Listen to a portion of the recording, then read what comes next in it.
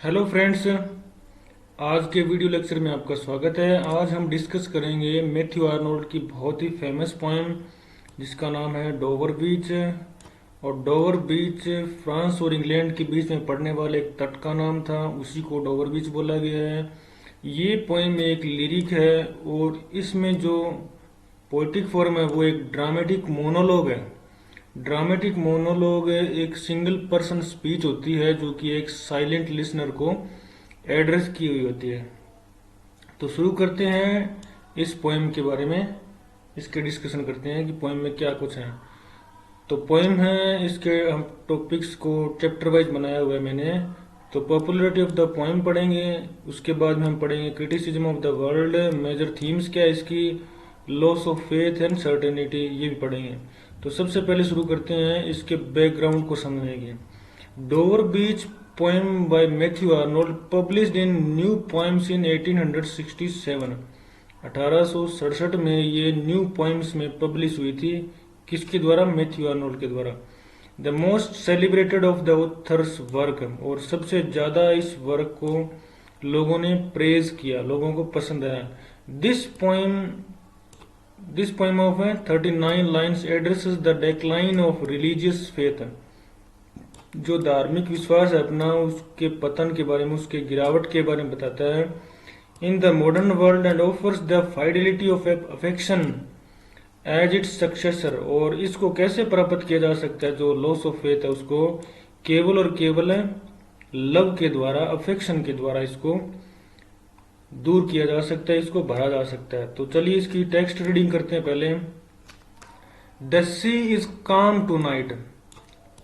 Poet अपने beloved को address करते हुए बोलता है, the sea is calm tonight, आज समुद्र कितना शांत है। The tide is full and the moon lies fair, tide भी फुल है और मून भी सुंदर दिख रहा है। Looking across the English Channel means जो फ्रेंच कोस्ट है उसके और ब्रिटिश कोस्ट के बीच में जो इंग्लिश चैनल है, स्ट्रेट्स जिसको बोलते हैं, water strait. Coast the light gleams and it is gone, light चमकती है और फिर बंद हो जाती है, बुझ जाती है। The cliffs of England stand, जो चट्टाने हैं वो दिखाई दे रही हैं। Glimmering the vast out in the tranquil bay, और उस शांत खाड़ी में, बे में वो दिखाई दे रहे हैं। While the cliffs of the English coast stand tall and bright, हमें वो ब्राइट दिख रही है, किसकी वजह से? जो क्लिफ्स है वो उस रोशनी की वजह से। Come to the window, sweet as is the night air, अब वो अपने बिलवड को कहता है कि आओ मेरे पास, आओ विंडो के पास। और sweet is the night air, रात की हवा कितनी मधुर, कितनी शांत है। Only from the long line of spray, long line of spray मतलब जैसे ये चट्टान है ना यहाँ पे, ये यहाँ इस एरिया में क्या है कि जो सी वेव से यहाँ आती है तो इसकी स्प्रे बनती है, जब वो टकराती है तो इसकी बौछारें बन जाती है, इसको यहाँ पे ये सब बोला गया है। Only from the long line of spray where the sea meets the moon blanched land है, और वहां पे समुद्र मिलता है किससे? उस लैंड से।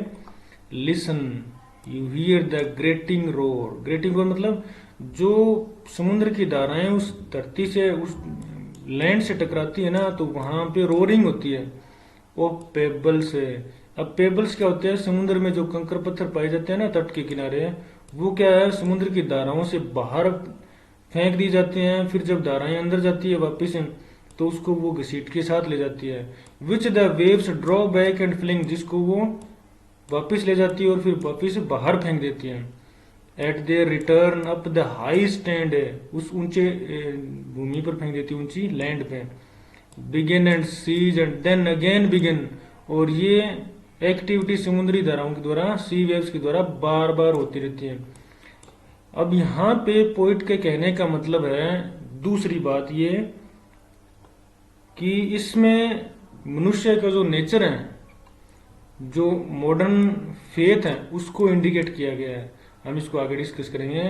With tremulous Cadence slow and bring the eternal note of sadness है। अब इन चीजों को देख के पोइट के मन में है ना सैडनेस, जो सैडनेस है वो आ जाती है। वो क्यों आ जाती है उन धाराओं को देख के?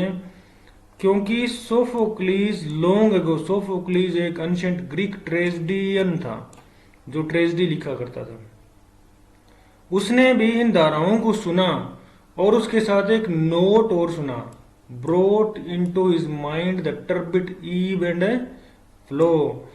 Sophocles long ago heard it on the Aegean sea, Aegean means Mediterranean sea, भूमध्य सागर में इसने उस धाराओं की उस आवाज को, उस साउंड को सुना और उसमें एक इटरनल नोट ऑफ सैडनेस को फील किया। क्यों फील किया? क्योंकि उसने इनको सुना था और उसने अपने ट्रेजेडीज में इसको लिखा।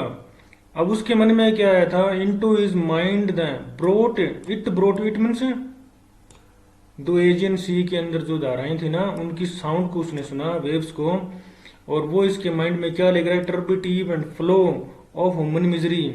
अब मनुष्य की जीवन में उतार चढ़ाव होता है तो उस मिजरी को, उस दुख को उसने महसूस किया। We find also, we means the poet and his beloved, वो कहता है कि हमें भी वो आवाज सुनाई दे रही है। We find also in the sound a thought hearing it by this distant northern sea, इस उत्तरी सागर में हमें भी वो आवाज सुनाई दे रही है। The sea of faith was once too at full and sound and round earth sure. अब ये लाइन है ना, ये बहुत इंपॉर्टेंट है। द सी ऑफ फेथ, बहुत बार ये रेफरेंस टू कॉन्टेक्स्ट में पूछ लेते हैं एग्जाम में। जो विश्वास का सागर था वो भरा हुआ था, फुल था। राउंड अर्थ श्योर मतलब धरती की जो तट है ना वहां पे पूरी तरह से ये राउंड किया हुआ था। Lay like the folds of a bright girdle furled मतलब फूलों की माला की तरह ये लपेटा हुआ था। जो सी का समुद्र, सी ऑफ फेथ ये बता रहा था, विश्वास का समुद्र जो ह्यूमैनिटी में था उसके बारे में बात कर रहे हैं। अब हुआ क्या था कि ये जो पेबल्स हैं जिनके बारे में बात की जा रही है, ये पेबल्स क्या करते हैं? जब समुद्र की धारा तट की तरफ जाती है तो इनको बाहर फेंक देती है और जब वापस समुद्र में जाती है तो इनको अंदर ले जाती है। तो ये पेबल्स है ना, ये ह्यूमन फेथ को रिप्रेजेंट करते हैं यहाँ पे, कि हमें लॉस ऑफ फेथ दिखाई दे रहे हैं। और इसी चीज को सोफोक्लिस ने महसूस किया था, उसने अपने जो ट्रेजेडी थी उनमें लिखा, और इसी चीज को ये आज पोइट महसूस कर रहा है। The sea of faith was once, एक बार लबालब सी ऑफ फेथ है मनुष्य मानवता में भरा हुआ था। But now I only hear its melancholy, आज मैं इसके दुख को सुन सकता हूँ। Long withdrawing roar retreating to the breath of the night wind, और शाम रात की जो हवा है वो हमें क्या बता रही है? डाउन द वास्ट एजेस, अब किनारे भी दिखने लग गए हैं। And naked shingles of the world, संसार में जो लॉस खत्म हो गया है, रिलीजियस फेथ खत्म हो गया है मॉडर्न वर्ल्ड की वजह से, इसकी वजह से जो भागम भाग लाइफ है उसकी वजह से मनुष्य से लव कम हो गया है। उसकी वजह से हमें जो पत्थर दिखाई दे रहे हैं, जो पेबल्स दिखाई दे रहे हैं, वो लॉस ऑफ फेथ का प्रतीक है।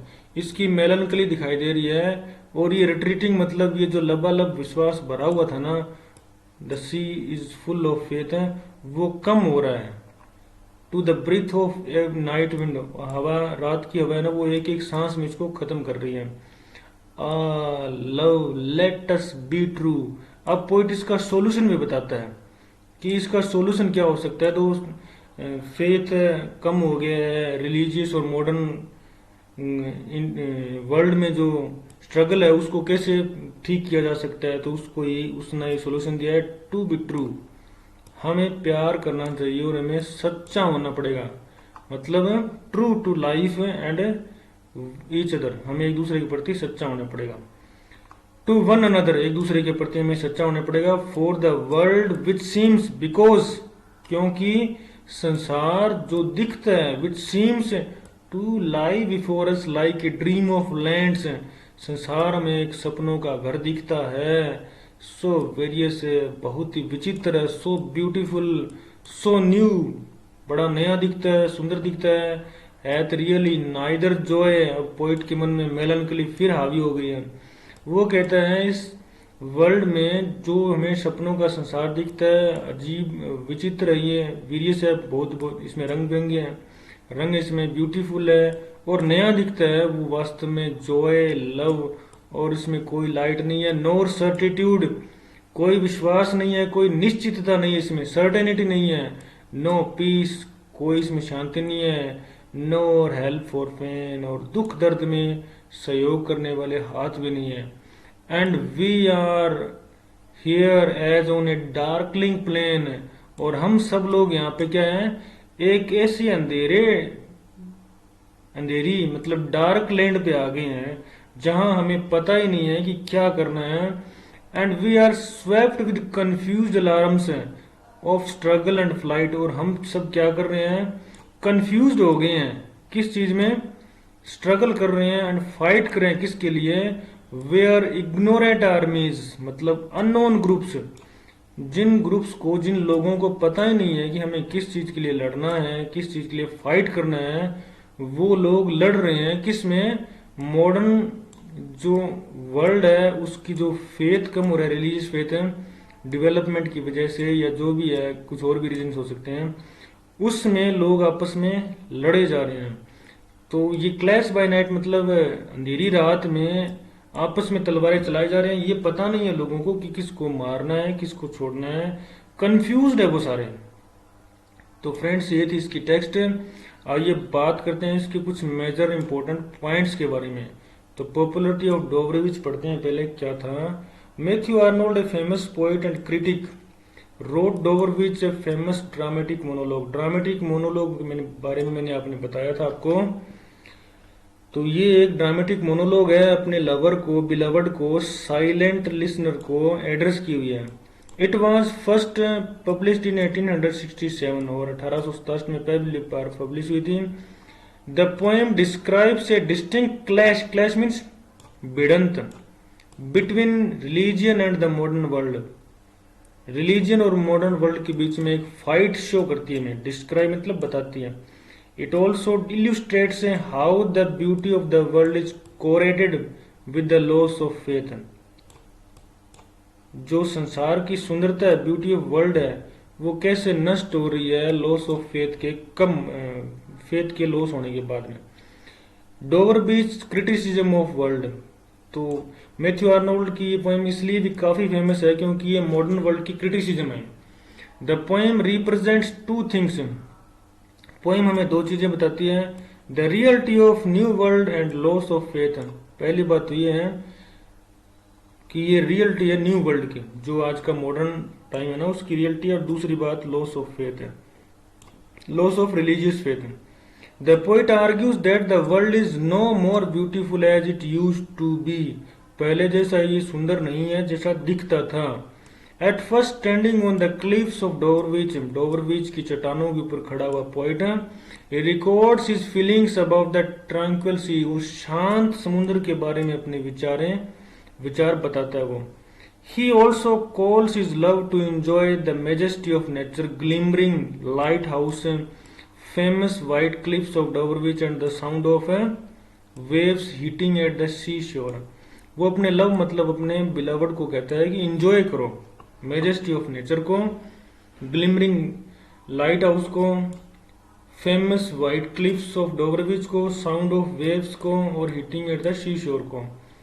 This enchanting scene reminds him of the Greek dramatics Sophocles, उसको ग्रीक ड्रामेटिक्स था जो ट्रेजेडी राइटर था सोफोक्लिस, उसकी याद दिलाता है। एंड इज ट्रेजिक प्लेज, उसके जो ट्रेजिक प्लेज थे उसके बारे में। सोफोक्लिस ने ओनली ट्रेजेडीज को राइट किया है। He states that in the past people had faith in past, वो कहता है कि भूतकाल में, पास्ट में लोगों का पास्ट में विश्वास था। And the world was a good place, और संसार एक खूबसूरत जगह थी। But now it has become hollow, hollow means सूना हो गया, खाली हो गया, without any joy, happiness and faith, इसमें जॉय नहीं है, फेथ नहीं है और हैप्पीनेस नहीं है। Also people are unable to differentiate between reality and illusion. लोग अंतर नहीं कर पा रहे, डिफ्रेंशिएट नहीं कर पाए रियलिटी और इल्यूजन को। So faith is slipping away, faith हमारे हाथों से फिसलता जा रहा है। The poem conveys a message, एक मैसेज देती है पोएम में, that it is only through love people can find the loss of faith, lost faith. मतलब ओनली लव ही इसका सॉल्यूशन है, जो हमारा लॉस्ट फेथ है उसको अचीव कर सकते हैं दोबारा से। तो इसकी मेजर थीम्स को डिस्कस कर लेते हैं। Man, natural world and loss of faith are the major themes in this poem. इस पोएम में ये तीनों मेजर थीम्स हैं। लॉस ऑफ फेथ, मैन का जो स्ट्रगल है वो। He laments the loss of faith in the world with resultant cruelty, uncertainty and violence, जो कि इन तीनों चीजों में, क्रुअल्टी, अनसर्टेनिटी और वायलेंस में उलझा हुआ है निरंतर रूप से। जो ये रिजल्टेंट क्रुअल्टी मतलब परिणाम स्वरूप जो क्रुअल्टी और अनसर्टेनिटी और वायलेंस से होता है। Although the world appears as a land of mesmerising dreams, सपनों का संसार दिखता है। In reality humanity standing on the verge of chaos, मतलब अराजकता के किनारे पे खड़ी है मानवता। Perplex, confused and empty from inside, और मनुष्य के अंदर से खाली है, इम्प्टी है, कंफ्यूज्ड है। Therefore he urges his beloved, अपने बिलवड को आग्रह करता है, and himself to be true to one another to survive in this land, इस लैंड पे जीना है तो हमें एक दूसरे के प्रति ट्रू होना पड़ेगा। The sea in Dover beach symbolises religious faith, अब सी है वो सिंबलाइज किसका है, रिलीजियस फेथ का। Which Arnold shows to be receding from people's life, जो कि विश्वास है ना, जो रिलीजियस फेथ है वो कम होता जा रहा है। अब हम बात करते हैं loss of faith and certainty की। Written during the Victorian era, Victorian era में ये लिखा गया था Dover beach. Arnold Dover beach admits to and laments the loss of religious faith that came with advances in various fields in the time, at that time. और उस समय में जो वेरियस एडवांस की वजह से, डेवलपमेंट की वजह से जो रिलीजियस फेथ था उसका लॉस हुआ है, उसके ऊपर ये पोइट लेमेंट्स करता है और उसको स्वीकार करता है कि हाँ ये लॉस हो रहा है। Evolutionary biology, geology and archaeology and textual analysis of the Bible to name a few, इन सब की वजह से ये फील्ड्स में, इन सभी फील्ड्स में जो एडवांसमेंट हुई है उसी की वजह से ये लॉस ऑफ फेथ हो रहा है। The poem senses the turn of a historical epoch, historical epoch जो सोफोक्लिस का बताया था वही था। And finds this change echoed in the transitional figure of the beach, और बदले हुए स्वरूप में आज भी वो कहता है कि ये उस बीच पे सुनाई दिया मुझे। The blurry border between sea and land है, और जो सी एंड लैंड के बीच में जो बॉर्डर है ना उस पे उसने ट्रांजिशनल फिगर में उसको सुना। The poem thus asks the reader to consider what is lost in humankind movement away from the certainties of the Christian faith. अब क्रिश्चियन फेथ का है उसका लॉस इसने बताया है कि किस प्रकार के लॉस का जिक्र किया गया है, तो वो क्रिश्चियन फेथ है। अब वो वहां रीडर से आस्क करता है, उसको बोलता है कि आप कंसिडर करो what is lost in human kinds movement है, मनुष्य के जो बदलाव आ रहे हैं उसमें, आंदोलनों में, उसमें किस प्रकार का ये लॉस हुआ है। इसमें जो सर्टेनिटीज है, जो निश्चित है, उसका भी लॉस हुआ है। तो फ्रेंड्स ये थी पोएम डोवर बीच, ये एक इलेजी के रूप में है। तो आज की वीडियो में बस इतना ही। Thanks for watching.